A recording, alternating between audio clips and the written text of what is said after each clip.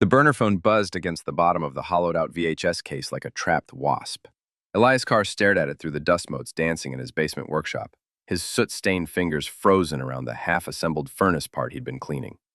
23 years of marriage, and Mara had hidden this phone inside a copy of The Little Mermaid, their daughter's favorite movie from when she was 6. Elias pressed play on the first voicemail. "Baby, I can't stop thinking about last night. The way you touched me in that empty room at the care home. God, Mara, I've never felt anything like this before." The man's voice was young, eager, breathless. "I know this is complicated with your husband and everything, but I love you. I actually love you." Elias deleted the message. Then the next one, and the next. 47 messages total, spanning 3 months. His wife of 23 years, the woman who kissed his forehead every morning and complained about his dirty work clothes, had been screwing some kid named Jensen who worked at her facility. He walked upstairs to find Mara humming while she folded laundry in their bedroom. She looked up with that bright smile that used to make his chest tight with affection. Now, it just looked painted on. "Mara," Elias said, his voice steady as mountain stone. "How was work today?" "Oh, you know, same old stuff. Mrs. Henderson is getting worse, poor thing. And we had a new intake, this sweet man with dementia." Mara shook out one of his work shirts, wrinkling her nose at the chimney dust. "Honestly, Eli, I don't know how you stand being so dirty all the time." "Dirt washes off," Elias said quietly. "Most things do." Mara gave him a puzzled look, then went back to folding. "Lottie's staying late at school again.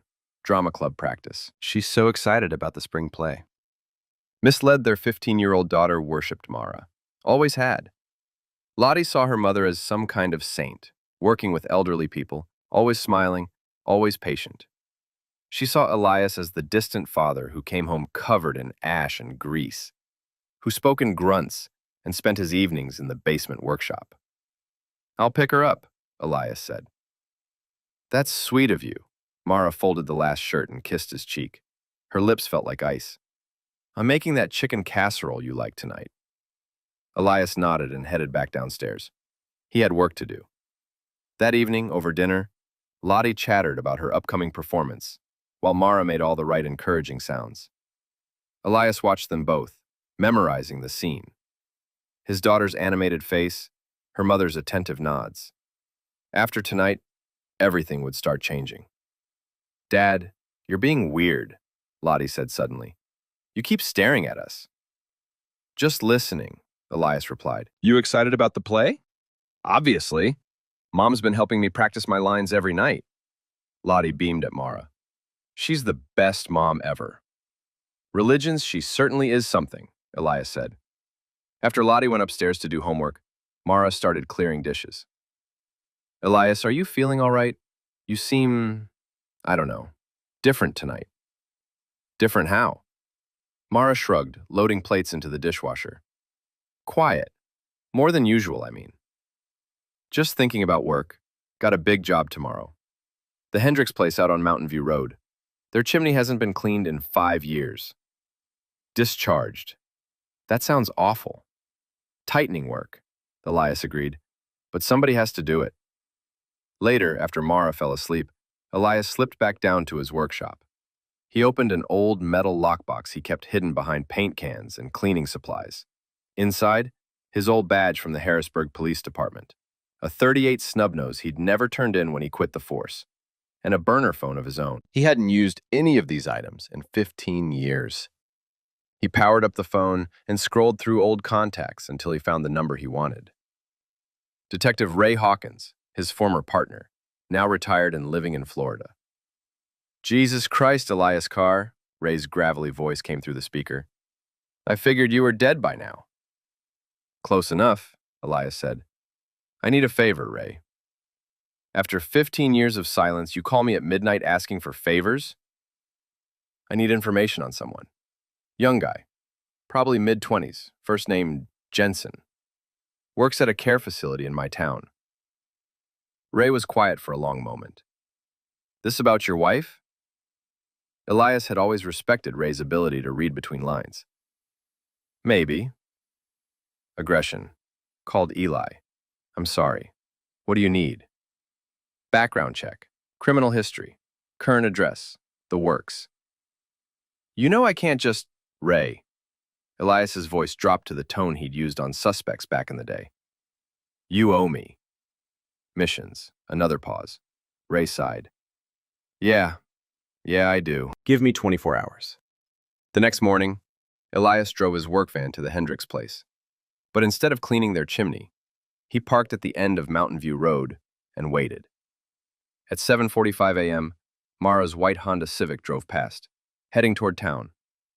She was supposed to be at work by 8. Elias followed, keeping his distance. Instead of turning toward the care facility, Mara drove to a rundown motel on the outskirts of town.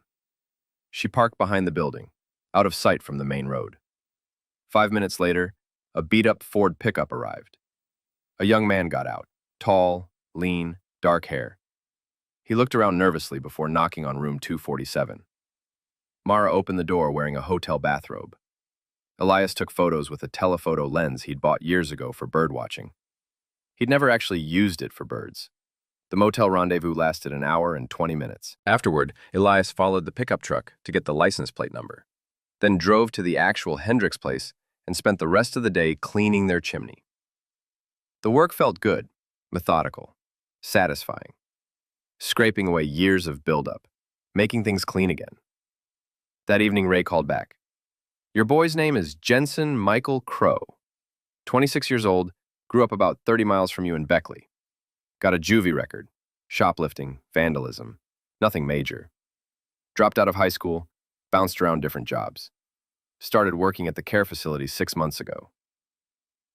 Family? Curtains. Mother died when he was 16. Father's in Moundsville Correctional for armed robbery. Kid's been pretty much on his own since he was a teenager. Current address? Ray rattled off an address in a trailer park. Elias, whatever you're thinking about doing, Islam. I'm not thinking about doing anything, Elias said quietly. I'm just cleaning up some messes. He hung up and went upstairs. Mara was already in bed, reading a romance novel. She looked up when he entered. How was the Hendricks job? Threatened, Elias said. 5 years of buildup. Amazing what accumulates when nobody's paying attention. Ugh, I don't know how you stand it. Elias started unbuttoning his work shirt. You get used to the smell after a while. The dirt, the decay. After a while, you don't even notice it anymore. Mara wrinkled her nose. I could never get used to that. No, Elias agreed, hanging his shirt in the closet. I don't suppose you could. Over the next 2 weeks, Elias established a routine. He would follow Mara and Jensen, documenting their meetings. The motel on Tuesdays and Thursdays. A secluded parking area near the lake on Saturday afternoons. Sometimes Jensen would come to the care facility after hours, and they'd use an empty room. Elias photographed everything. But more importantly, he listened. He planted a small recording device under Jensen's truck and another in Mara's car. The conversations he captured were illuminating. I feel so guilty about lying to Lottie, Mara said during one recording. She looks up to me so much. Baby, you deserve to be happy, Jensen replied. Your husband barely even talks to you. When's the last time he told you he loved you? Seizing. I can't remember. But still, if she found out, Mara won't. And even if she did, she'd understand eventually. You're a good mother, Mara. The best. Presumption that really caught Elias's attention. God, your husband is such a loser. Jensen's voice came through the speaker. I mean, a chimney sweep? What is this, Victorian England? Mara laughed, a sound Elias hadn't heard directed at him in years. He's not that bad, just simple, I guess. He's never been very bright. Ramifications. How did you end up with someone like that? I was young and stupid. Thought I could fix him, make him more interesting. But some people just are who they are, you know? Limited. Boasting. Well, you're with me now, and I'm going to show you what it's like to be with a real man. Elijah played that conversation 3 times, memorizing every word. Then, he deleted it and started planning. The first step was getting Jensen alone. That proved easier than expected. The kid had a pattern. Every Friday night, he'd drive out to a bar called Murphy's about 20 miles from town. He'd get drunk, sometimes pick up women, sometimes just drink alone until closing time. On a cold Friday in November, Elias followed Jensen to Murphy's and waited in the parking lot. At 1:30 a.m., Jensen stumbled out, clearly intoxicated. He fumbled with his keys, dropped them twice, then finally managed to get his truck started. Elias followed him out of town, onto the winding mountain roads. After about 10 miles, he flashed his high beams and pulled Jensen over. Jensen rolled down his window as Elias approached. "What the hell, man? You following me?" "We need to talk," Elias said calmly. "About what? Do I know you?" "You know my wife, Mara Carr." The color drained from Jensen's face. He started to roll up the window, but Elias grabbed the door handle. "Get out of the truck, Jensen." "Look, I don't want any trouble." "Then you shouldn't have been fucking my wife." Elias's voice remained conversational. "Get out of the truck." Jensen's hand moved toward the ignition, but Elias was faster. He reached through the window and grabbed Jensen's wrist. "I said get out." Sentencing stumbled out of the truck, swaying slightly from the alcohol. "Listen, Mr. Carr, I know this looks bad, but rehabilitate." "How long?" "What? How long have you been screwing my wife?" Sentence licked his lips nervously. We didn't mean for it to happen. It just... 4 months, Elias said. "I know exactly how long. I know about the motel. I know about the care facility. I know about the things you say about me when you think nobody's listening. I never said anything. You called me a loser. You said I was simple, not very bright." Elias stepped closer. "You laughed about it." Jensen tried to back away, but he was already against the truck. "Look, I'm sorry, okay? I'll end it. I'll quit my job, leave town, whatever you want." "It's too late for that." "What do you mean?" Elias studied Jensen's face in the moonlight. Young, handsome, full of the kind of easy confidence that came from never really being challenged. The kind of man who thought he could take whatever he wanted without consequences. "When I was a cop," Elias said quietly, "I learned something interesting about missing persons cases. Most of the time when someone disappears, it's because they wanted to disappear. They had debts or warrants, or they just got tired of their life and decided to start over somewhere else." "I don't understand." "People like you, Jensen. No family to speak of, no real friends, dead-end job. The kind of person who could just vanish, and nobody would be all that surprised." Drenhead's eyes widened. "You're crazy. You can't just..." "Can't what? I haven't done anything. We're just talking." But Jensen was already running. He bolted into the woods, crashing through underbrush in his drunken panic. Elias didn't follow. He just stood by the truck and waited. The screaming started about 10 minutes later. Elias had been hiking these mountains for 15 years. He knew about the old mine shafts, the ones that weren't marked on any maps. Deep holes in the ground, covered by rotting wood and decades of fallen leaves.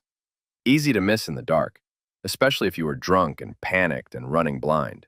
The screaming stopped after about 30 seconds. Elias walked back to his van and drove home. Mara was asleep when he got there. He showered, washing off the mountain smell, and slipped into bed beside her. "Where were you?" Mara mumbled without opening her eyes. "Couldn't sleep. Went for a drive." She rolled over, pressing her back against him. "Love you." "I know," Elias said. Jensen didn't show up for work on Monday or Tuesday. By Wednesday, Mara was worried. "It's not like him to just disappear," she told Elias over dinner. "He's very responsible."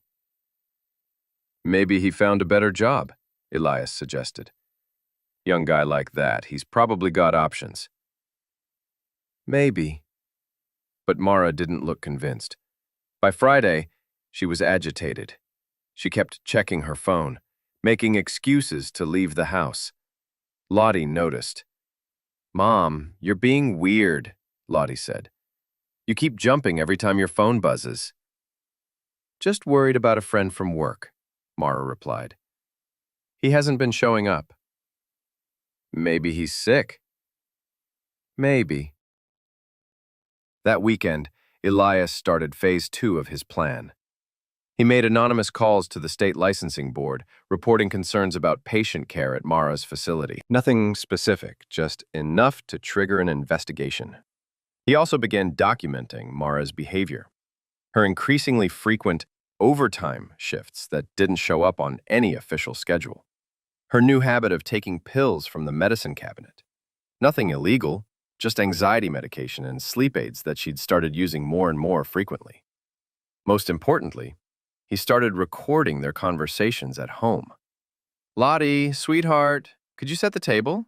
Mara asked one evening, her hands shaking slightly as she stirred pasta sauce. "Are you okay, Mom? You seem really stressed lately." Kensington, "I'm fine, just work stuff." "What kind of work stuff?"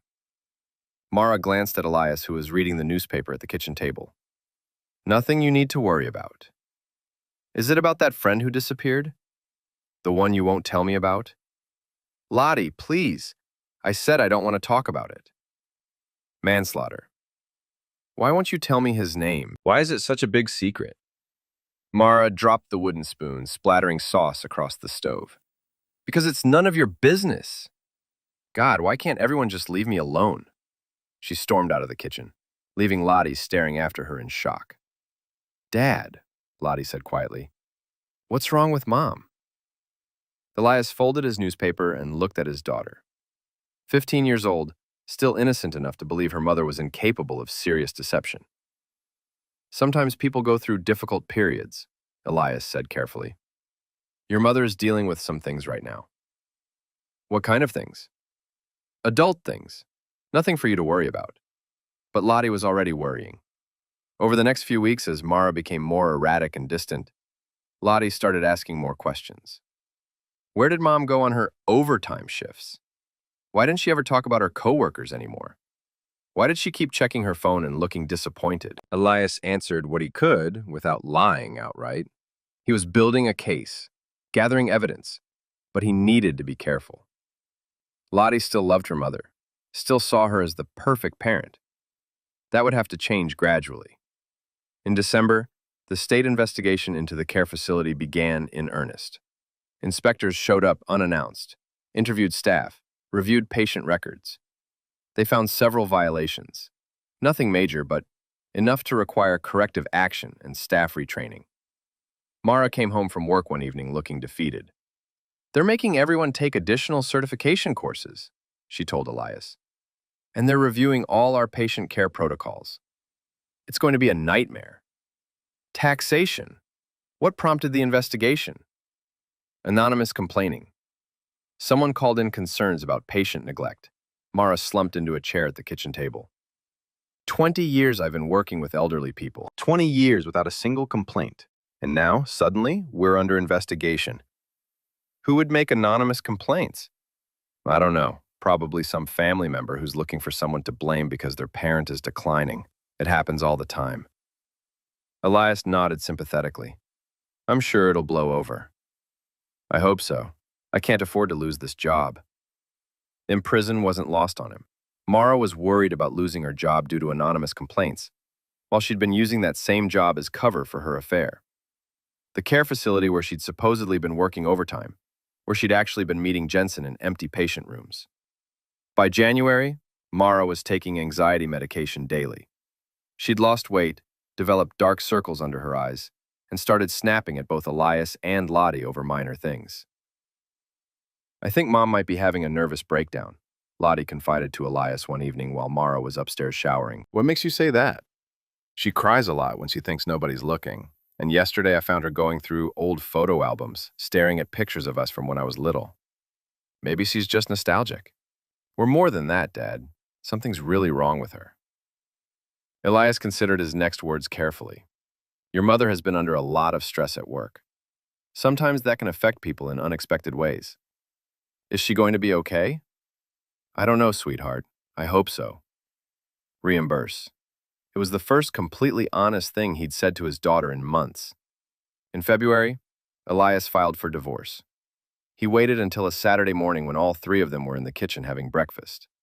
Mara was picking at a piece of toast, lost in her own thoughts. Lottie was reading something on her phone.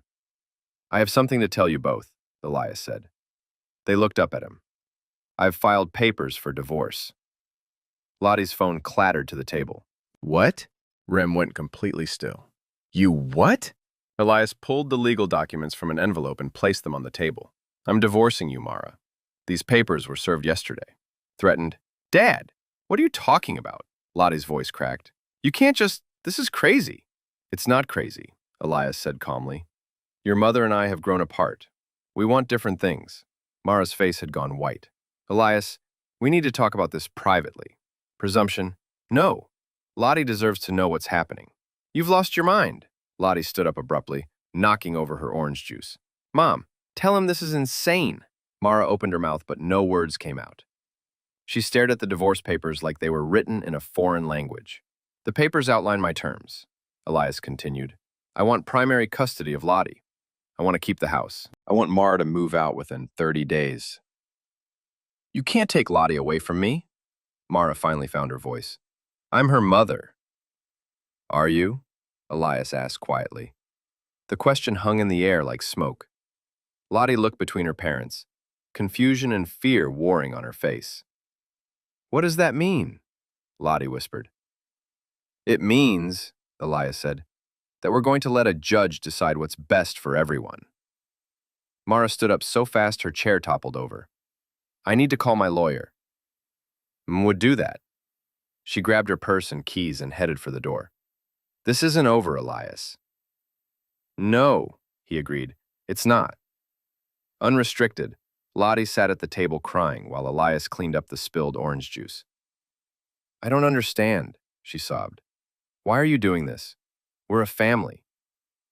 Elias knelt beside her chair. Lottie, there are things about your mother that you don't know. Things that have been going on for months. What kind of things? I can't tell you everything right now, but I promise you, this is the right decision. But I love her. She's my mom. I know you do. And she loves you too, in her own way. But love isn't always enough. Over the next few weeks, as the divorce proceedings began, Elias started showing Lottie selected pieces of evidence. Not everything. She was still 15, still his daughter, but enough to help her understand that her mother wasn't the person she thought she was. He started with the financial records, the mysterious charges on their credit card statements, charges from the motel, from restaurants where Mara claimed to be working overtime. I don't understand, Lottie said, staring at the statements. Why would Mom lie about where she was? That's a question you'll have to ask her. But she wouldn't just lie for no reason. Jiang, no, Elias agreed. She wouldn't. The divorce attorney Elias hired was a woman named Patricia Wells, sharp, experienced, and known for winning custody cases. She reviewed his evidence with professional interest. This is quite thorough, Patricia said, flipping through photographs and financial records. How long have you been documenting your wife's behavior? Sentenced. Several months. The financial evidence is damning. The photographs are, well, they certainly establish adultery. But I have to ask, how did you obtain some of these recordings? I installed security cameras in my own home, recording devices in my own vehicles. Everything was legally obtained. Patricia nodded. Good. The opposition will try to claim invasion of privacy, but you're on solid legal ground. What about custody? Based on what you've shown me, I'd say you have an excellent chance of getting primary custody. Your wife's behavior has been erratic. She's been neglecting her responsibilities at home, and there are signs of substance abuse. Substance abuse? Patricia pointed to a section of the financial records.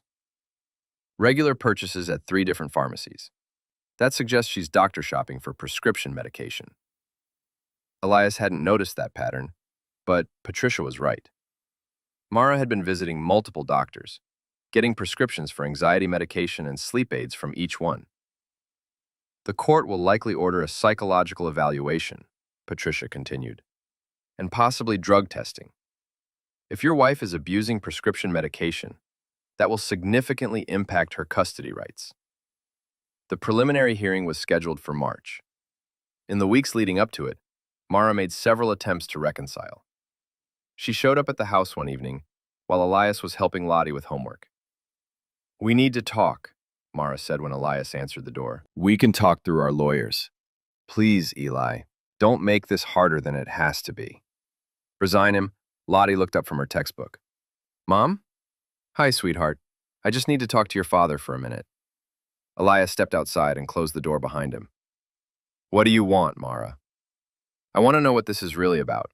We've had problems, sure, but divorce? Taking Lottie away from me? This is extreme, even for you." "Redemption? Is it? You're angry about something, I can tell. What did I do?" Elijah studied her face. She genuinely seemed to believe she'd done nothing wrong.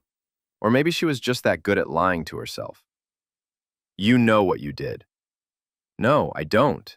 That's what I'm trying to tell you. If I've hurt you somehow, if I've done something to make you this angry, you had an affair." The words hit her like a physical blow. She actually staggered backward. "What?" "For 4 months, you had an affair with Jensen Crow. You met him at motels, at the care facility after hours, probably other places too. You lied to me and to our daughter about where you were, what you were doing." Mara's mouth opened and closed soundlessly. "I know about the burner phone. I know about the voicemails. I know about the things you said about me when you thought nobody was listening." "Elias, Simple. You called me. Limited. Not very bright." His voice remained calm, conversational. "You laughed about it." Tears started streaming down Mara's face. It didn't mean anything. It was just mirrors. It meant something to me. "Where is he?" Mara whispered. "Where's Jensen?" "I don't know. Where do you think he is?" "He disappeared. Right around Christmas, he just vanished. Didn't come to work, didn't answer his phone. The police said he probably left town." "Sounds reasonable. Young guy, no real ties to the community. Maybe he got tired of being someone's secret." Mara stared at him. "You know something. Imprisoned. I know a lot of things. Unresolved. What did you do?" "I filed for divorce. That's what I did." Rem went exactly as Patricia predicted. Mara's lawyer, a overworked public defender who'd been assigned to the case, was unprepared for the mountain of evidence Elias presented. The photographs of Mara and Jensen at the motel, the financial records showing unexplained charges, the recording devices that had captured Mara lying to Lottie about where she was going and what she was doing. Most damaging of all were the recordings from inside their home. Mara's increasingly erratic behavior, her angry outbursts at Lottie, her obvious substance abuse. "Your Honor," Patricia addressed the judge, "Mr. Carr has documented a clear pattern of deception, adultery, and neglect of parental responsibilities. Mrs. Carr has been using her daughter as cover for an extramarital affair, lying repeatedly about her whereabouts, and showing signs of prescription drug abuse." Mara's lawyer objected weakly, but the evidence was overwhelming. The judge ordered temporary custody to Elias, pending psychological evaluations and drug testing for both parents. Outside the courthouse, Mara confronted Elias in the parking lot. "You planned this," she said. "All of it. You've been planning this for months." "Yes." "Endanger my my job, life, my job, my daughter, my home. You took everything." "You took everything first. I just returned the favor." "Turbulence, Jensen didn't just disappear, did he?" Elias opened his car door. "I wouldn't know. I'm just a simple chimney sweep, remember? Not very bright." Raining, Lottie asked the question Elias had been dreading. "Dad, did Mom really have an affair?" Jang were sitting in the living room, Elias reading case files while Lottie pretended to do homework. "Yes." Credibility? Saying, "With someone from her work?" "Yes."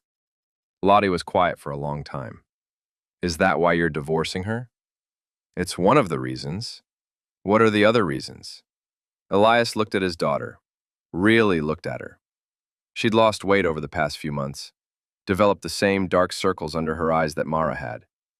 The stress of her parents' failing marriage had taken a toll. Your mother and I want different things, he said finally. We've grown into different people. Unwilling can change back, right? They can write. They can work things out. Smashed. But not this time. Why not? No. Because some things can't be forgiven, Elias thought. Because some betrayals cut too deep to heal. Because I'm not the same person I was 6 months ago, and neither is she. Because we've both done things that can't be undone, he said. The psychological evaluation was scheduled for April. Dr. Sarah Chen, a court-appointed psychiatrist, interviewed both parents, separately and together. She also spoke with Lottie. After the evaluation, Dr. Chen called Elias into her office for a private conversation. Mr. Carr, I have to ask you directly. Are you hiding something about your wife's affair partner? The question caught him off guard. What do you mean? Your wife is clearly traumatized by his disappearance. She seems to believe you're somehow responsible. What do you think? Dr. Chen studied him carefully. I think you're a very controlled person. Methodical, patient, the kind of person who plans carefully and thinks through consequences. Is that bad? Not necessarily, but it can be dangerous when combined with a betrayal as deep as what you experienced. Are you asking if I hurt Jensen Crow? I'm asking if there's anything you need to tell me. Anything that might affect my recommendation regarding custody. Elias considered his options. He could tell the truth, that Jensen had fallen down an old mine shaft while running away in a drunken panic. It was technically an accident, though admittedly one that Elias had orchestrated. Or he could maintain his innocence and hope there wasn't enough evidence to prove otherwise. Jensen Crow left town, Elias said finally. Young men do that sometimes. They get in over their heads and decide to start fresh, somewhere else. Your wife doesn't believe that, misled. My wife is having trouble accepting responsibility for her choices. It's easier to blame me than to face what she's done. Jertz made notes in her file. What about your daughter? How do you think this has affected her? Lottie's resilient. She's learning that people aren't always who they seem to be. It's a hard lesson, but an important one. And how has it affected you? Elias thought about that question. 6 months ago, he'd been a mild-mannered chimney sweep who came home to a family dinner every night. Now he was sitting in a psychiatrist's office, discussing the disappearance of his wife's lover and the custody of his daughter. I've learned some things about myself, he said, about what I'm capable of when I'm pushed too far. What kind of things? That I'm not as simple as people think, not as limited. Triumph Dr. Chen's final report recommended primary custody for Elias, with supervised visitation for Mara, pending completion of substance abuse treatment. The drug test had come back positive for multiple prescription medications, anxiety medication, sleep aids, and painkillers, all at levels suggesting abuse. The final divorce hearing was scheduled for May. By then, Mara had moved out of the house and into a small apartment across town. She'd also been fired from the care facility after the state investigation found evidence of patient neglect during her final months of employment. She showed up to the hearing looking haggard and defeated. Her lawyer, she'd managed to hire a private attorney this time, made a last-ditch effort to challenge the custody arrangement. Your Honor, the lawyer argued, my client was going through a difficult period in her marriage. She made some poor choices, but that doesn't make her an unfit mother. Patricia stood to respond. Your Honor, Mrs. Carr didn't just make poor choices. She engaged in a systematic pattern of deception that put her daughter at risk. She used her child as cover for an extramarital affair, lied repeatedly about her whereabouts, and showed clear signs of substance abuse. The judge reviewed the case files, the psychological evaluations, and the evidence. His decision was swift and decisive. I award primary custody to Mr. Carr, with supervised visitation for Mrs. Carr, pending completion of substance abuse treatment and psychological counseling. After the hearing, Mara's family, her sister Karen and her mother, confronted Elias in the courthouse hallway. You destroyed her, Karen spat. She's a shell of herself because of you. Realms, please, Elias said calmly. This isn't helping anyone. She made a mistake. One mistake, and you ruined her entire life. One mistake? Elias raised an eyebrow. She had an affair for 4 months. She lied to our daughter repeatedly. She used prescription drugs to cope with the stress of maintaining her deception. That's not one mistake. She loved you, Mara's mother said quietly. For 23 years, she loved you. Jailed, Elias replied. For 23 years, she settled for me. There's a difference. What happened to Jensen? Karen demanded. Mara said he disappeared right around the time you found out about the affair. That's not a coincidence. Young men leave town all the time, Elias said, especially when they get involved in situations they can't handle. You know something, Karen pressed. I can see it in your eyes. I know that your sister destroyed our family. I know that she put our daughter through hell to cover up her affair. And I know that sometimes people face consequences for their actions. Are you threatening us? I'm stating facts. Mara's mother stepped between them. This has to stop.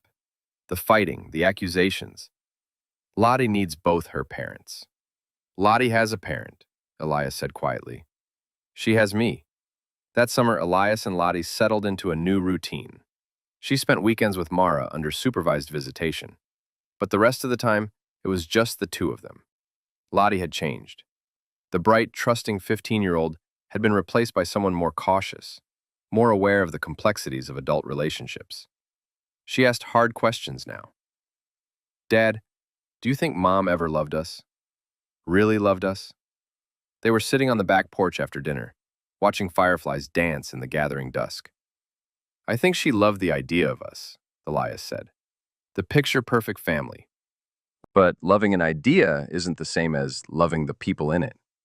I used to think she was perfect, like the perfect mother. Nobody's perfect, sweetheart. Were you happy? Before you found out about the affair, I mean. Elias considered the question. I thought I was, but looking back, I think I was just existing, going through the motions. Entrusted. Are you happier now? That was a harder question. Was he happier? Or was he just satisfied with the outcome of his careful planning? I'm at peace, he said finally. That's not the same thing as happy, but it's something. In August, Carlene Whitaker, Mara's former best friend, showed up at Elias's house unannounced. We need to talk, Carlene said when he answered the door. About what? About what really happened to Jensen Crow. Elias stepped outside and closed the door behind him. Lottie was inside doing homework, and he didn't want her overhearing this conversation. Jensen left town. End of story. Bullshit. Carlene's face was flushed with anger. I know you did something to him. Based on what evidence? Based on the fact that Mara is convinced you killed him. And frankly, so am I. Elias studied Carlene's face. She'd been helping Mara cover up the affair, providing alibis, making excuses. She was complicit in the deception. Carlene, you helped my wife lie to me and to our daughter for months. You don't have the moral authority to accuse me of anything. She was my friend. She was unhappy, and I wanted to help her. You wanted to help her cheat on her husband and lie to her child. It wasn't that simple. It was exactly that simple. She asked you to help her betray her family, and you said yes. Carlene's voice cracked. She's falling apart, Elias. She's not eating, barely sleeping. She's convinced you're going to come after her next. Why would I come after her? I already have everything I want. Disarm. Do you? Or are you planning to finish what you started? Elias stepped closer to Carlene. When he spoke, his voice was barely above a whisper. Let me tell you something about finishing what I started. I wanted my wife to understand what it felt like to lose everything that mattered to her. I wanted her to know what betrayal tasted like. And I wanted my daughter to see her mother for who she really was. Carlene backed away from him. I accomplished all of that without laying a finger on anyone. So no, Carlene, I'm not planning to come after Mara. I don't need to. She destroyed herself. What about Jensen? What about him? Did you kill him? Elias smiled, a cold, humorless expression. Jensen Crow was a coward who got in over his head and ran away when things got complicated. That's the official story, and I'm sticking to it. After Carlene left, Elias went back inside to find Lottie standing in the hallway. Who was that? She asked. Mrs. Whitaker, she wanted to talk about your mother. What about her? She's concerned. She thinks your mother is having a hard time adjusting to the divorce. Lottie nodded slowly. She is. Last weekend, she cried the whole time I was there. She kept asking me if I blamed her for what happened. What did you tell her? I told her the truth, that I was angry at first, but now I just feel sorry for her. Disregard for her? Nado, because she gave up everything for someone who didn't even stick around to face the consequences with her. That's really sad. Elias felt a surge of pride in his daughter's insight. She was learning to see through people's actions, to their true motivations. Yes, he agreed. It is sad. That fall, Lottie started her junior year of high school. She'd grown more serious, more focused. Her grades improved, and she started talking about college plans. I want to study psychology, she told Elias one evening. I want to understand why people do the things they do. That's a good field, important work. Like why Mom had the affair, why she chose to risk everything for someone she barely knew. What do you think? Lottie considered the question. I think she was lonely. I think she felt like her life was boring, and Jensen made her feel special. And was that worth destroying our family? Rectangular. But I don't think she thought it through that far.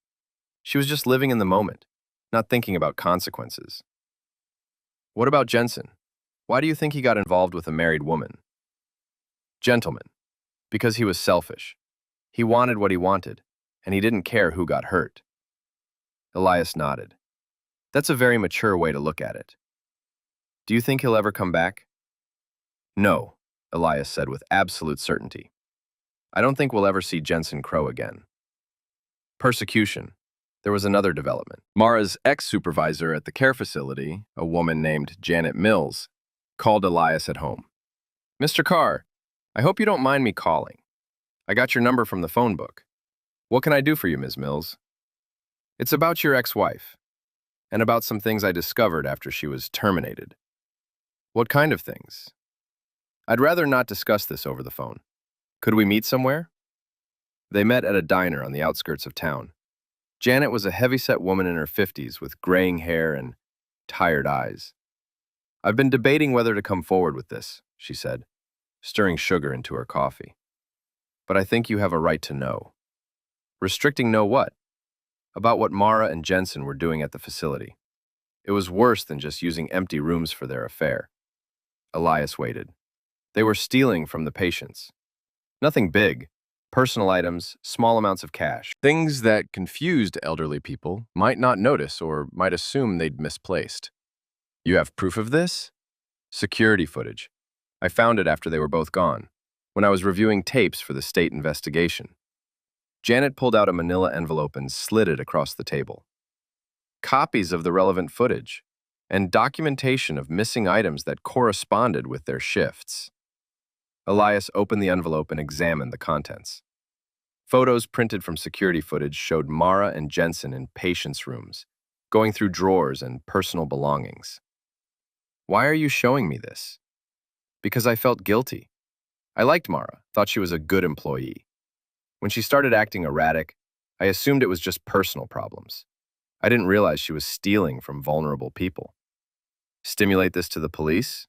Reported this to the police? Not yet. I wanted to talk to you first. Elias studied the photos more carefully. In one, Mara was slipping something into her pocket while an elderly man slept in his bed. In another, Jensen was rifling through a woman's purse while Mara stood watch. How long was this going on? Based on the timestamps, at least 3 months, probably longer. Elias thought about Lottie, about how she'd defended her mother even after learning about the affair. How would she react to learning that Mara had been stealing from elderly patients? What do you want from me? He asked Janet. I want to know if I should report this. If it'll help your custody case, maybe it's worth pursuing. But if it'll just cause more pain for your daughter, Elias closed the envelope. Keep the evidence. File it away somewhere safe. But don't report it unless you have to. Quist. Why not? Because some truths are too heavy for a 16-year-old to carry. That decision would prove to be a mistake. 2 weeks later, Mara showed up at the house drunk and belligerent. Elias was at work, and Lottie was home alone.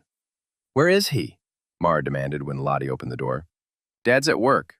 "Mom, are you okay? You smell like—" "I know what I smell like." Mara pushed past Lottie into the house. "I need to talk to your father." "Maybe you should come back when you're feeling better." "I'm feeling fine." Lied to and manipulated and destroyed by the person who was supposed to love her. Lottie backed away from her mother. This wasn't the sad, defeated woman from their supervised visits. This was someone else entirely. Angry, volatile, unpredictable. "He killed him," Mara continued, pacing around the living room. "Your father killed Jensen, and everyone's just pretending it didn't happen." "Mom, that's crazy. Dad wouldn't—" "Wouldn't what? Wouldn't hurt someone who crossed him? You don't know your father as well as you think you do." Mara stopped pacing and stared at her daughter. "You want to know what your precious father used to do for a living before he became a chimney sweep? He worked for the police department. He told me. He was a cop, yes. But do you know why he stopped being a cop?" Lottie shook her head. "Because he killed someone, a suspect who was running away. Shot him in the back and claimed it was self-defense." "That's not true." "Internal Affairs investigated him for 3 months. He resigned before they could fire him." Roplai's face went white. "You're lying." "Am I? Ask him. Ask your father to tell you about Marcus Webb." Mar headed for the door, then turned back. "Your father isn't the man you think he is, sweetheart. He's dangerous. And if you're smart, you'll remember that." After Mara left, Lottie called Elias at work. "Dad, you need to come home. Mom was here, and she was drunk, and she said some things." "What kind of things?" "About when you were a police officer. About someone named Marcus Webb." Elias was quiet for a long moment. "I'll be right home." Relinqui arrived. Lottie was sitting on the couch, hugging a pillow to her chest. "Is it true?" she asked without preamble. "Did you kill someone when you were a cop?" Elias sat down beside her.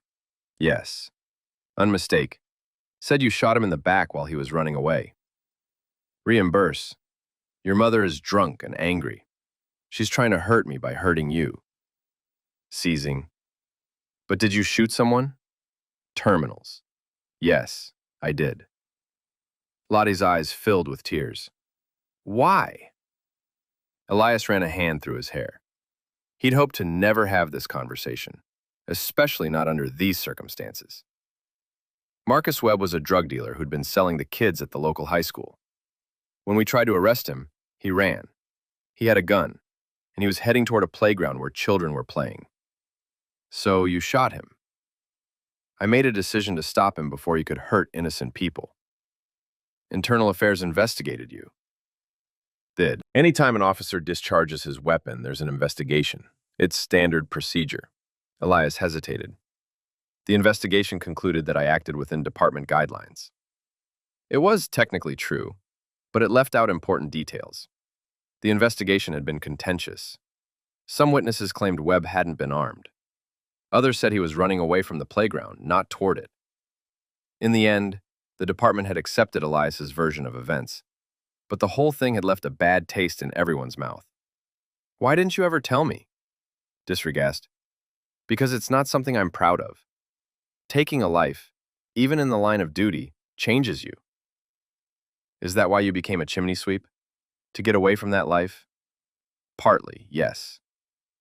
Elias was quiet for a long time, processing this information. "Mom thinks you killed Jensen," she said finally. "I know she does." "Did you?" Elias looked at his daughter, really looked at her. She was 16 now, old enough to handle difficult truths. But some truths were more dangerous than others. "Jensen Crow left town," he said carefully. "He got involved in a situation he couldn't handle, and he ran away. That's what cowards do." "But you know more than you're saying." "Constituted. I know that Jensen was a selfish young man who destroyed our family for his own gratification. I know that he abandoned your mother when things got complicated. And I know that some people get exactly what they deserve. Punishment. That's not really an answer. It's the only answer you're going to get." The following week, Mara's supervised visitation was suspended after she failed a court-ordered drug test. She'd been drinking heavily and mixing alcohol with prescription medication. Lottie took the news badly. "She's falling apart," she told Elias, "and it's because of what we did to her." Trespass. What we did to her? The divorce, the custody battle, taking away her visitation rights. We destroyed her. Lottie, your mother destroyed herself. We just refused to enable her anymore. Righteous. But she's still my mom. Will always be your mom. But being someone's mother doesn't give you the right to lie, cheat, and manipulate without consequences. What if she hurts herself?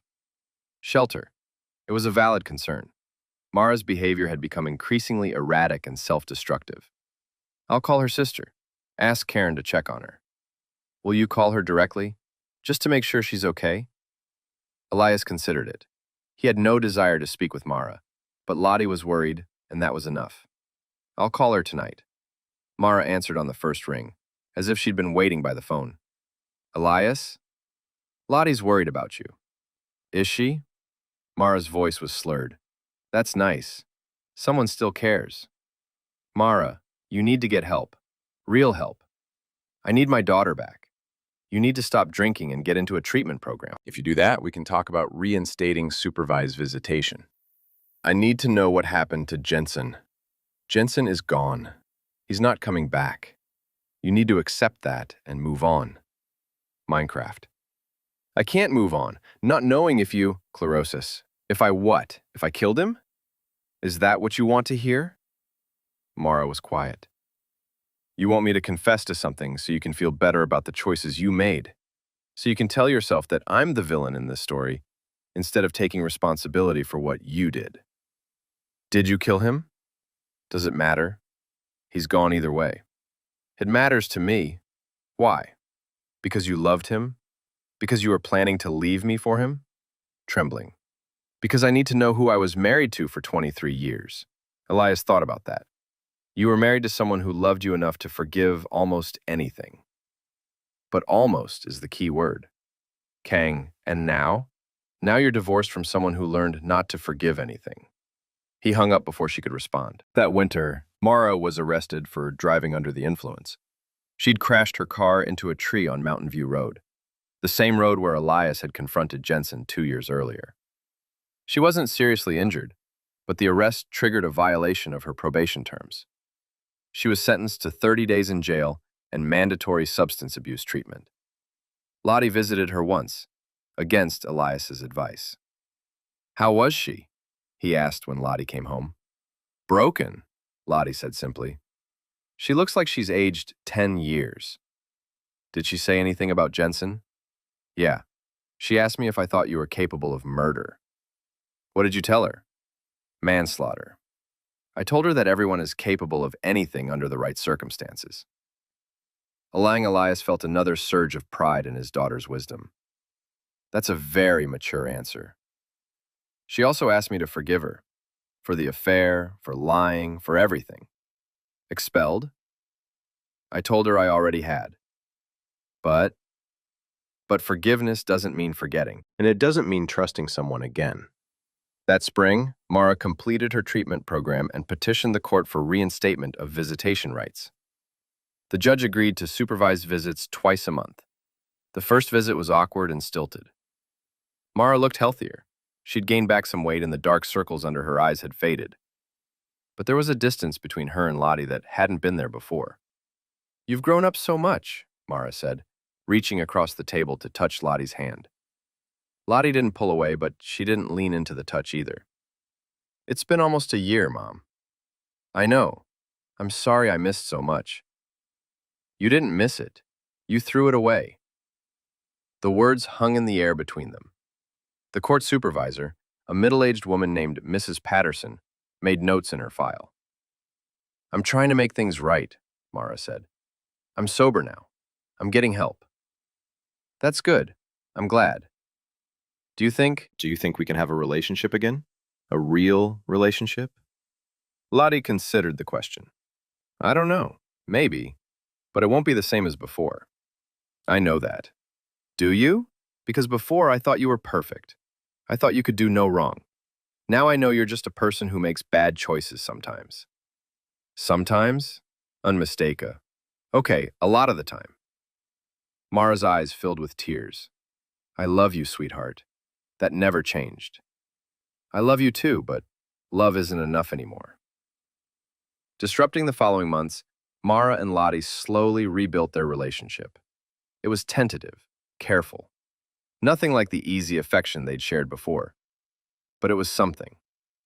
Mara never stopped asking about Jensen, though. During every visit, she'd find a way to bring him up. Have you heard anything? Any word about where he might have gone? Mom, it's been almost 3 years. If he was going to contact you, he would have by now. Unleashed, he can't. Relinquit, he doesn't want to. The conversation would always end the same way, with Mara looking defeated and Lottie changing the subject. On a cold Saturday morning in November, 3 years after Jensen's disappearance, 2 hunters found human remains in an old mine shaft, about 15 miles from town. The local police called it in to the State Bureau of Investigation.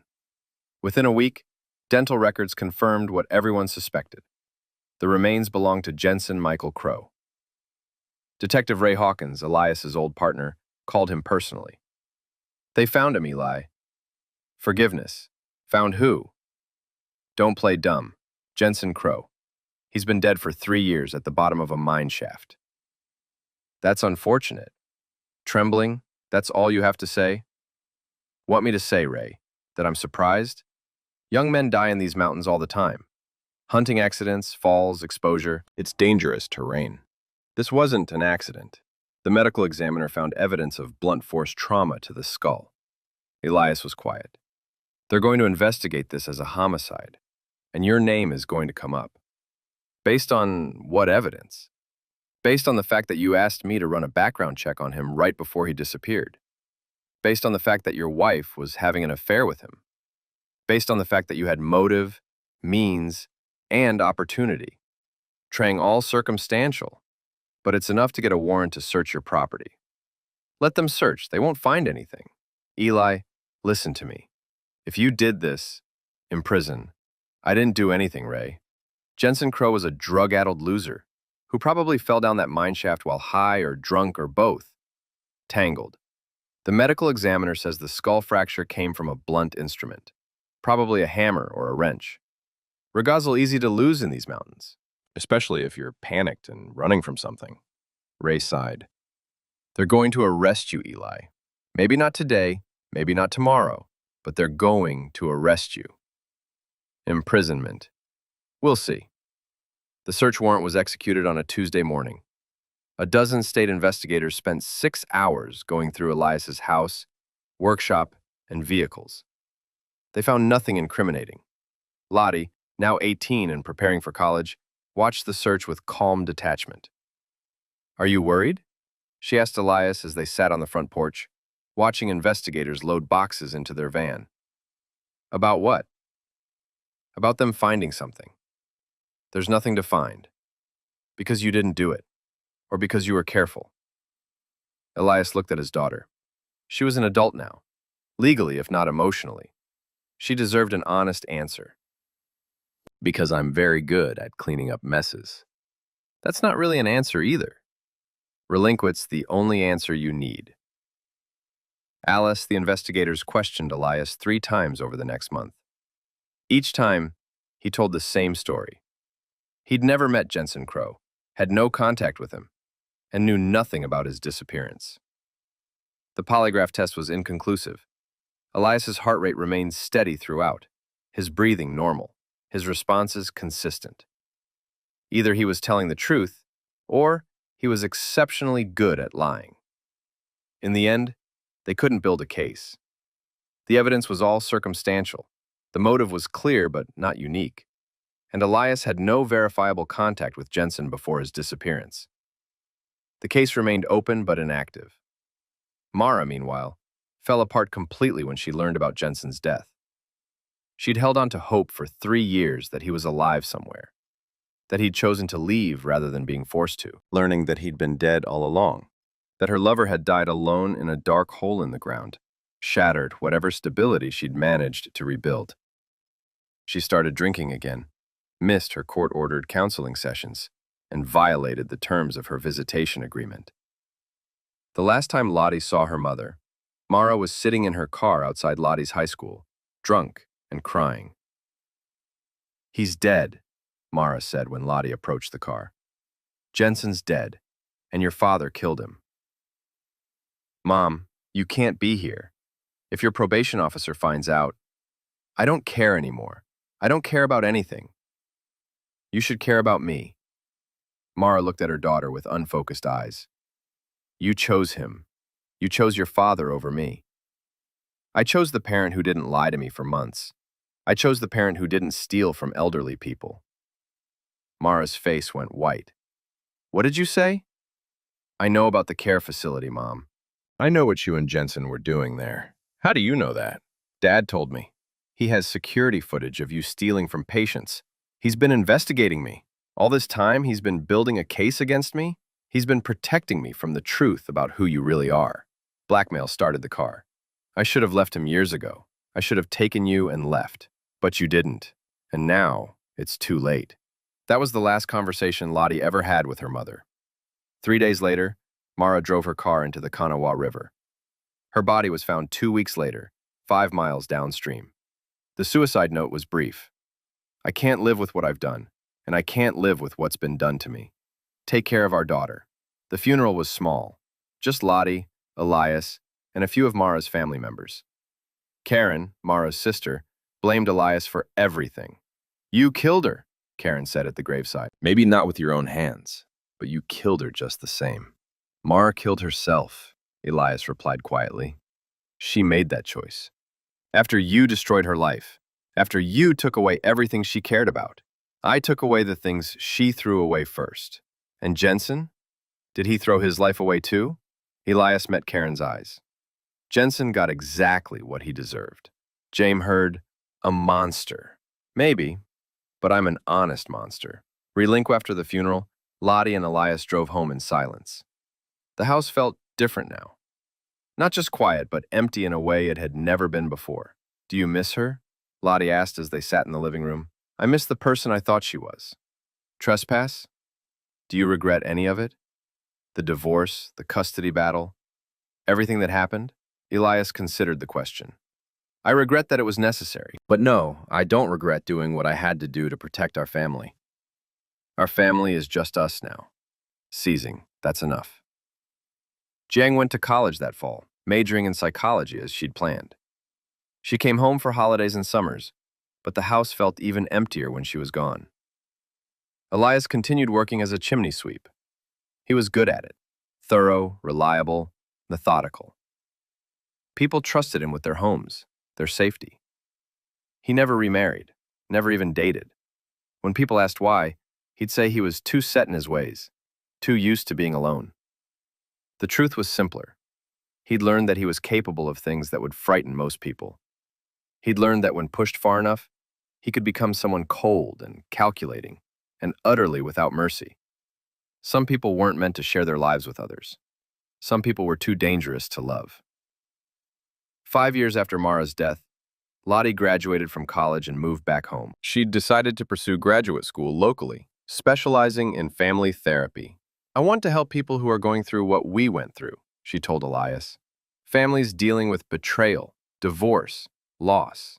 That's good work. Are you proud of me?" "I've always been proud of you." They were sitting on the back porch watching the sun set over the mountains. It was peaceful, quiet, the kind of evening that made you forget there was ugliness in the world. "Can I ask you something?" Lottie said. "Of course. Did you plan all of it? From the moment you found out about the affair, did you plan exactly how everything would play out?" Elias thought about that question. Had he planned Mara's death? Jensen's disappearance? The systematic destruction of his wife's life? "I planned to protect you," he said finally. "Everything else was just consequence. But you knew Mom couldn't handle losing everything. You knew she'd fall apart. I knew she was weak. I knew she'd made choices that had consequences. I didn't know she'd choose to drive into a river rather than face those consequences." "Do you feel guilty about that?" "I feel sorry that she couldn't find another way. But guilty? No. Lorska and Jensen? Elias was quiet for a long moment. Jensen was a predator who targeted a vulnerable woman and helped her destroy her family. What happened to him was justice. Even if you were the one who delivered that justice, especially if I was the one who delivered it. Marginalized nodded slowly. I thought that's what you'd say. Does that bother you? It should. The fact that it doesn't probably says something about me that I'm not proud of. It says you understand that sometimes the world is an ugly place that requires ugly solutions. Is that why you became a chimney sweep? To remind yourself that some things can be cleaned? Maybe. Or maybe I just like working with my hands. They sat in comfortable silence as darkness settled over the mountains. In the distance, they could hear the sound of the river that had claimed Mara's life, flowing endlessly toward the sea. I love you, Dad, Lottie said suddenly. I love you too, sweetheart. Even knowing what you're capable of, especially knowing what I'm capable of. Misused the next morning, Elias woke to find an envelope slipped under his front door. Inside was a single photograph, a picture of him and Jensen standing by Jensen's truck on that night 3 years ago. There was no note, no explanation, just the photograph and the unmistakable message. Someone knew. Elias studied the image carefully. It was taken from a distance, probably with a telephoto lens. The quality was poor, the faces barely recognizable in the darkness. But it was definitely him, definitely Jensen, definitely that night. He thought about the possibilities. Who could have taken this photo? Who would have been watching that night? The answer came to him gradually. Carlene Whitaker, Mara's former best friend, the woman who'd helped cover up the affair. She'd been suspicious of Elias from the beginning, convinced he'd done something to Jensen. If she'd been following him that night, if she'd witnessed their confrontation. Elias burned the photograph in his workshop furnace and went to work. But all day, as he cleaned chimneys and inspected furnaces, he thought about Carlene and what she might know and what she might do with that knowledge. That evening, he drove to Carlene's house. It was a small ranch-style home on the outskirts of town, neat and well-maintained. Her car was in the driveway, lights on in the living room. He knocked on the front door and waited. Carlene answered, wearing a bathrobe and slippers, her graying hair pulled back in a ponytail. When she saw him, her face went pale. Elias, Clang, we need to talk. She tried to close the door, but he put his foot in the frame. About what? About the photograph you left at my house this morning. I don't know what you're talking about. You do. You were there that night, weren't you? You followed me to Mountain View Road. Carlene's hands were shaking. I don't have to talk to you. No, you don't. But you're going to anyway. He pushed past her into the house, closing the door behind him. The living room was small and cluttered, filled with photos of grandchildren and ceramic figurines. Sit down, Carlene. I'm not sitting down. I want you to leave. I'll leave when we're finished talking. There's nothing to talk about. Elijah studied her face. She was terrified, but trying to hide it behind false bravado. You followed me that night because you suspected I knew about the affair. You wanted to see what I'd do when I confronted Jensen. I don't know what. You watched me talk to him. You saw him run into the woods. You heard him scream. Carlene's composure cracked. Tears started streaming down her face. I didn't know what to do, she whispered. I waited for hours, but he never came back out. So you took photos. I thought if something happened to him, there should be evidence. Evidence of what? Two men having a conversation on a public road? Evidence that you were the last person to see him alive. Manslaughter moved closer to her. What do you want, Carlene? I want justice for Jensen. Jensen got justice. He got exactly what he deserved. Crimson. He didn't deserve to die. Priesthood? Didn't he? He helped destroy a family. He stole from elderly people. He was a parasite who fed on other people's weakness. That doesn't mean he deserved to be murdered. Who said anything about murder? Jensen fell down a mine shaft while running away from a conversation he didn't want to have. That's not murder.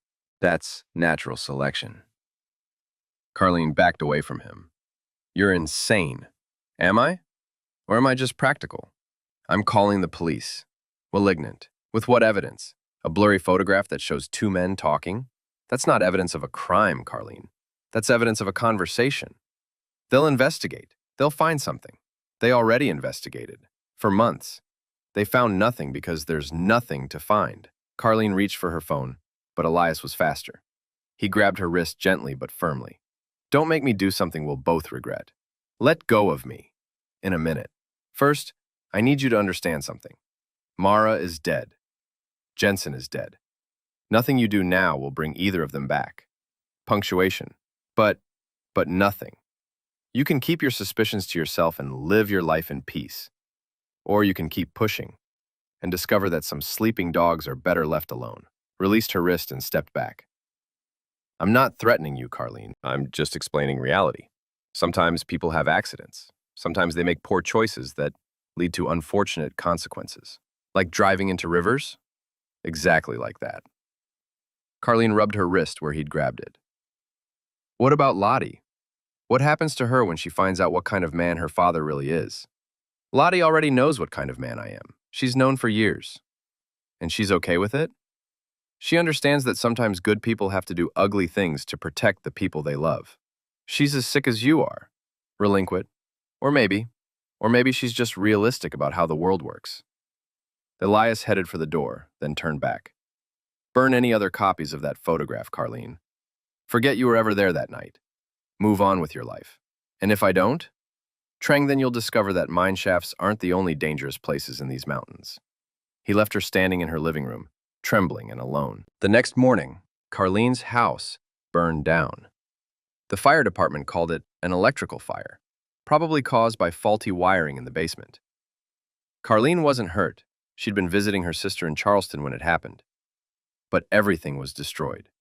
Photos, documents, computers. If there had been other copies of that photograph, they were gone now. Elias read about the fire in the local newspaper while having coffee with Lottie. That's awful, Lottie said when he showed her the article. Wasn't she Mom's friend?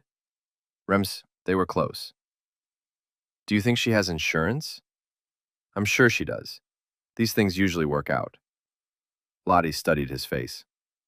You don't seem very surprised. Old houses burn down all the time, especially ones with outdated electrical systems. That afternoon, Carlene called Elias from her sister's house. You son of a bitch, she said without preamble. I'm sorry for your loss, Carlene. House fires are terrible tragedies. You burned down my house. I was working all day yesterday, installing a new furnace at the Morrison place. Dozens of witnesses. Presumption. You had someone else do it. Impartial. That's a serious accusation. I hope you have evidence to back it up. Arlene was quiet for a long moment. I get it, she said finally. Message received. I'm glad we understand each other. But this isn't over. Yes, it is. It's completely over. Transmissions she hung up without saying goodbye. 6 months later, Carlene moved to Florida to live with her sister permanently. She never returned to West Virginia. Lottie finished her master's degree and opened a private practice specializing in family therapy. Her first office was in a renovated Victorian house downtown, with tall windows and hardwood floors. I'm proud of you, Elias told her on opening day. Your mother would have been proud too. Do you really think so? I think she would have been proud of who you became, even if she couldn't understand how you got there. And what about you? Are you proud of who you became? Elias considered the question. Was he proud of the man he'd become? The man who'd systematically destroyed his wife's life? Who'd killed her lover and covered it up? Who'd driven Carlene from her home with threats and arson? I'm satisfied, he said finally. I protected what mattered most to me. I did what was necessary. Even if it made you into someone you never thought you could be. Especially Practice grew. She helped families navigate divorce, infidelity, loss. She was particularly good with teenagers who felt betrayed by their parents. Elias continued working as a chimney sweep. He was in his 60s now, but still strong, still methodical.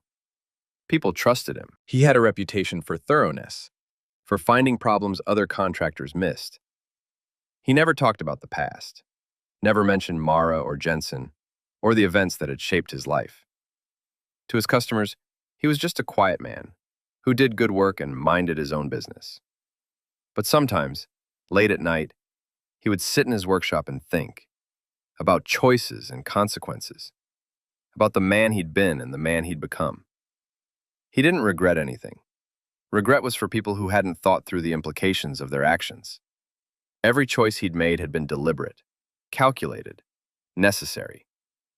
The world was full of people like Mara and Jensen, selfish, destructive, willing to hurt others for their own gratification. Someone had to hold them accountable. Someone had to make sure they faced consequences. If that someone was him, so be it.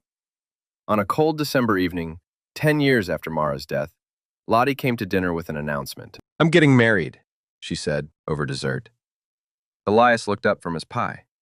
"To whom?" "David Chen. He's a lawyer, criminal defense." "How long have you been seeing him?" 6 months. I wanted to be sure before I told you." "Are you sure?" Lottie smiled. "As sure as anyone can be about anything." Terminated. "Does he know about our family history?" Trembling. "He knows what he needs to know." Slamming. "Which is?" "That my mother had an affair and killed herself when I was 18. That my father raised me alone and taught me to be strong." "Nothing else?" "Nothing else that matters." Elias nodded. "When's the wedding?" "Spring. Small ceremony, just close friends and family." "I'd be honored to walk you down the aisle." "I was hoping you'd say that." Officer despite the porch, despite the cold, wrapped in blankets and watching snowfall. "Are you happy, Dad?" "I'm content." "That's not the same thing." "No, it's not. But it's enough." Do you ever wonder what would have happened if you'd handled things differently? If you'd just divorced Mom without everything else? No, I don't waste time on hypotheticals. But if you could go back, I can't go back. None of us can. We can only move forward with the consequences of our choices. And you can live with those consequences? I've been living with them for 10 years. What about when I have children? What will you tell them about their grandmother? Elias thought about that. I'll tell them she was complicated, that she made some bad choices but loved you very much. And about Jensen? I won't tell them anything about Jensen. Some stories don't need to be passed down. Prosecute was beautiful. Lottie wore her grandmother's dress, altered to fit her perfectly. David was a good man, honest, steady, the kind of person who would never hurt the people he loved. During the reception, several people mentioned how much Lottie resembled her mother. Elias agreed politely, but didn't elaborate. Mara was part of the past now, a ghost that only he and Lottie remembered. As the evening wound down, David approached Elias at the bar. "Thank you," David said, "for raising such an incredible woman." "She raised herself, mostly. I just tried not to get in the way."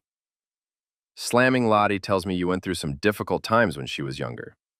"Every family goes through difficult times. She's very protective of you. Won't let anyone say a bad word about her father." "She's loyal, sometimes to a fault." Crimson studied Elias's face. "She also says you taught her that family comes first, always." "That's true. I want you to know that I understand that lesson, and I plan to live by it." Elias shook David's hand. "I'm glad to hear that. I know there would be consequences." "Yes," Elias said quietly. "There would be." David nodded and walked away, understanding passing between them like smoke. 5 years later, Lottie gave birth to twins, a boy and a girl. She named the girl Mara, after her mother. The boy she named Elias, after her father. "Are you sure about the names?" Elias asked when he first held his grandchildren. "I'm sure. They deserve to know where they came from. Even the complicated parts? Especially the complicated parts." As he rocked little Mara to sleep, Elias thought about legacy and inheritance. What would these children learn about their family history? What stories would they be told? He hoped they would grow up strong and honest like their mother. He hoped they would never have to make the kinds of choices he'd made. But if they did, he hoped they would have the courage to do what was necessary. Years passed. Elias aged into his 70s, then his 80s. His hair went completely white. His hands became gnarled with arthritis, but his mind remained sharp. He retired from chimney sweeping but stayed active, helping Lottie with the grandchildren, tending his garden, reading books about history and philosophy. Sometimes, on quiet evenings, he would sit on his porch and listen to the wind in the mountains. He would think about the choices he'd made, the prices he'd paid, the people he'd lost and saved. He had no regrets. The world was what it was, beautiful and ugly, kind and cruel, just and unjust. People like him existed to maintain the balance, to ensure that actions had consequences. On his 85th birthday, Lottie threw him a party. Friends and family gathered in his backyard, sharing stories and memories. His grandchildren, now teenagers, presented him with a photo album they'd made themselves. "To the best grandfather in the world," teenage Mara wrote in the inscription. "Thank you for always being there for us." "We love you, Grandpa," added young Elias. "You're our hero." That night, after everyone had gone home, Elias sat alone in his workshop. The photo album lay open on his workbench, filled with pictures of birthdays and holidays, graduations and achievements. A good life, by most measures. A family that loved him. Children who respected him. Grandchildren who saw him as a hero. They didn't know about the mine shaft, or the burned house, or the calculated destruction of their grandmother's life. They didn't need to know. Some truths were too heavy for young shoulders to carry. But someday, when they were older, when life had taught them about compromise and sacrifice, and the distance between ideal and reality, Lottie would tell them stories about their grandfather, about the man who'd protected his family at any cost. And maybe they would understand that heroes and villains weren't always different people. Sometimes they were the same person, viewed from different angles. On a cold morning in late November, Elias woke with chest pains. He managed to call Lottie before the heart attack brought him to his knees. She found him on the kitchen floor, still breathing but unconscious. The paramedics worked on him for 20 minutes before getting a pulse back. At the hospital, doctors delivered the news. Massive heart attack, significant damage. He might survive, but his quality of life would be severely compromised. What would he want? The doctor asked Lottie as they stood outside his room. He'd want to die on his own terms, she said without hesitation. They kept him comfortable, but didn't pursue aggressive treatment. Elias drifted in and out of consciousness for 3 days, sometimes lucid, sometimes lost in memories. On the final day, he was awake and alert when Lottie arrived. "How are you feeling?" she asked, taking his hand. "Like I'm ready," he said. His voice was weak but steady. "Ready for what?" "To stop carrying all this weight around." "What weight?" "The weight of knowing what I'm capable of. The weight of the choices I made." Reluctant Swedish his hand. "Are you afraid?" "No, I'm not afraid of dying. I'm just tired." "Do you want me to call the kids, David?" "No, just you. This conversation is just for us." They sat in silence for a while, listening to the rhythm of the heart monitor.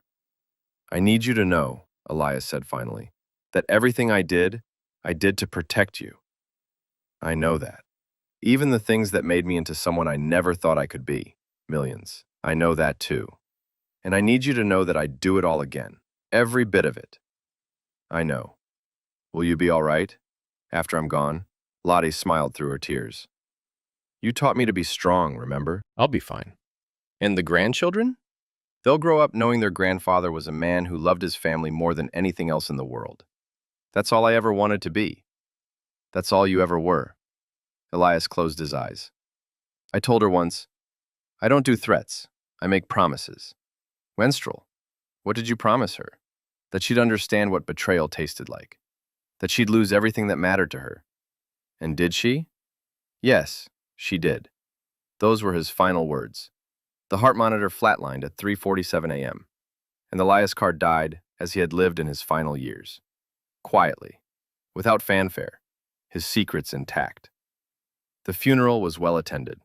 Customers whose chimneys he'd cleaned, neighbors who'd known him for decades, family and friends who remembered him as a devoted father and grandfather. The eulogy painted him as a simple man who'd worked hard and loved his family. No one mentioned the darkness that had lived inside him, the capacity for cold calculation and methodical revenge. That knowledge died with him, or almost did. Standing at the graveside, watching dirt being shoveled onto her father's coffin, Lottie felt the weight of inheritance settling on her shoulders. She was the keeper of the family secrets now, the guardian of truths too dangerous to speak aloud. Her children approached, tears in their eyes. "Grandpa was a good man, wasn't he, Mom?" young Mara asked. Lottie looked down at her daughter, 15 years old now, the same age Lottie had been when her world fell apart. "Yes, sweetheart. He was a very good man who did very hard things to protect the people he loved." "Refusal. What kind of hard things?" "The kind you hope you never have to understand." As they walked away from the cemetery, teenage Elias fell into step beside his mother. "Mom, can I ask you something?" "Of course. When I'm older, will you tell me the real story about Grandpa? About what really happened with Grandma and why she died?" Lottie stopped walking. Her son was 16 now, tall and serious, with his grandfather's steady gray eyes. "Why do you want to know?" "A little kid anymore. And because I think understanding the truth about our family might be important someday." Lottie looked at her son, really looked at him. She saw something in his eyes that reminded her of her father, a kind of quiet determination, a willingness to do what was necessary. "Yes," she said finally. "When you're older, I'll tell you everything." "Everything?"